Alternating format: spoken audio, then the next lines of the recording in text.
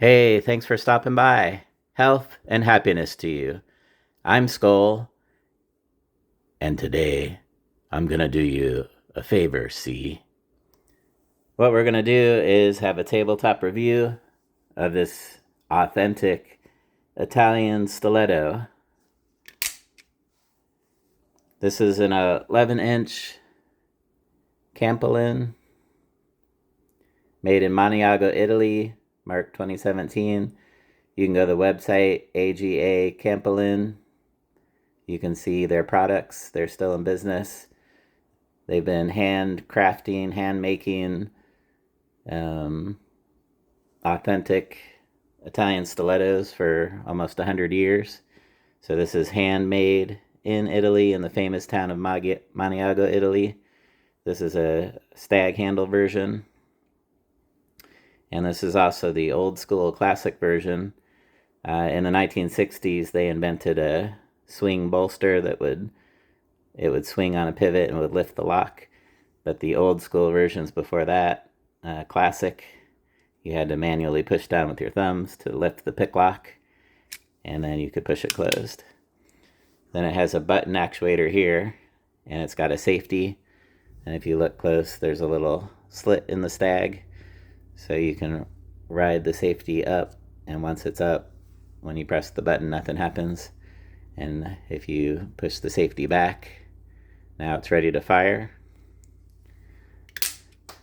And then inside you'll see down in the channel there's a leaf spring. That's what kicks it out. It gives it plenty of momentum that it swings out and then gets caught by another back spring called a pick lock, and that'll catch it every time. So it has good reliability. It's a nice long big. I actually tried to weigh it. I didn't know my little scale had a max limit, so it seemed like it would switch to error after 7 ounces. So this is large, and it's somewhere over 7 ounces. So I'm going to show you the details here. You have one sharpened edge, like most side opening automatic switchblades. Here's where it catches the lock. That little pin gets caught, called a pick lock. You have brass bolsters. This little circle here, that's where it catches. So when you press the button, it releases out of that hole, and that's what lets it fly open. Brass bolsters. You got a back spring. You got brass liners. Stag handles, brass pins. You can see those brass pins stick out. So one thing, there's the brass liners. There's the button and the safety. So I'll show you another example of a brass pin stag that I have. Here's a Rosecraft. This is a Clinch River swayback. This one, Knife of the Year, I think in 2023 at Blade Show for its category. You can see that they've made the pins flush. Every pin is flush. One thing that happens when you go down and make it flush is you'll lose some of the brown off of the stag surface, and it becomes white everywhere where you make it flush. So these are all flush, very nicely finished. But here on the stiletto, because they left the pins extended, what they do is they hammer them in. They get a little bit of peen squishing, and then they'll buff them down and round them off. These don't hurt you. I can push kind of hard and drag across it. It's not going to tear your skin.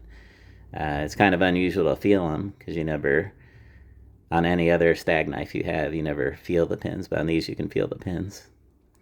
But because they're low and rounded, they don't hurt you. And then sometimes, to get the safety travel, sometimes it'll be worn out there, and to get the pin fit just right. There's a little bit of wear here. I don't know if they took that off, or maybe it's still natural.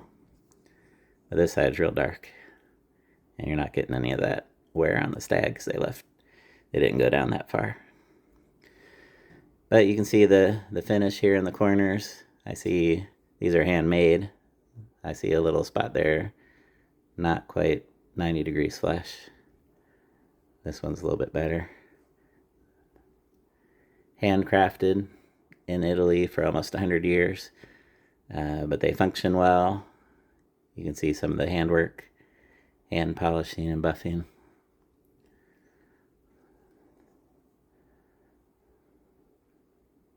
They're showing up nice there. Maniago, Italy. The owner that founded the company, he was making handmade switchblades since before World War II. When the American GIs, first they went into Sicily and then up through Italy, they came across these Italian stilettos and they brought them home as souvenirs, and then they became popular in America. This model of knife is also credited as being the first one-handed opening knife. So with one hand, you just press the button and it swings open. So that was an innovation. And as you can see by the length and blade type, the forte of this type of knife is for penetration. So I wouldn't EDC something like this. Here I got a picture to show you. After I retired from the military, and after having worn a uniform for over 20 years, and now I had my choice of what to wear for my first day working a new civilian job after I retired from the military. Here's what I wore. I looked like a gangster. I had this gangster fedora with a feather, and I had on Italian leather gloves. So I had a black tie. So I went into my first day of work as a civilian as a gangster. That's funny. I didn't have this stiletto yet. I wouldn't have carried that on base anyway. I was thinking back, I wonder what pocket knife I had on when I went to my first day of work as a civilian. And I'm pretty sure at that time my regular carry was this Benchmade North Fork. So that is probably what I had in my pocket on that day. And you can go find my video, 1,000 Day Carry Club. This is one of the knives that I've carried in my pocket for over 1,000 different days. And then one of the reasons I was motivated to go get an authentic switchblade, on John Wick, Vigo had a stiletto, so that made me want to go get a stiletto. Here's a stack of John Wick coins, so I've got enough there for about a dozen dinner reservations for 12.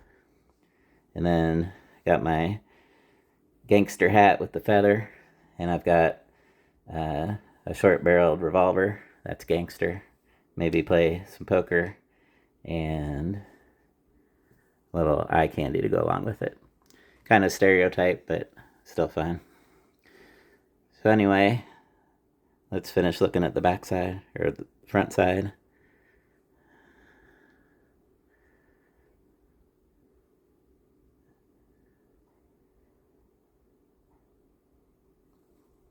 And you can see the thickness of the stag. Long, big, heavy stag handle. Plenty of room to move your hand around. I wear large side gloves, and here I can choke all the way up, and I still got quite a bit of space at the back. So you can choke back, or you can come over the top with your thumb.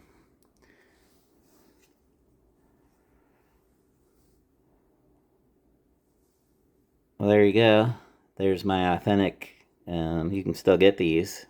BladeHQ.com. They actually still sell the Campolin line. Other websites have it. You have to search for it because they didn't have any of these stag in stock at the moment at Blade headquarters. Maybe if you're looking at this video a few months from now or whatever, maybe they've restocked, but you can go check there. And I did look, and I saw other stores had stilettos. So these are still readily available on the internet. You do have your local laws you have to check. Most of America has become free of the antiquated nanny state switchblade laws. So I'm in Ohio, legal to own, legal to carry.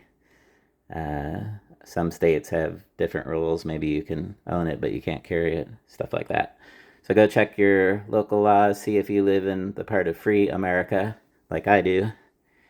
And it's fun to, if you're a knife collector, this is a nice thing to add to your collection. So I hope you enjoyed the video, and have a nice day, and remember, always carry a knife.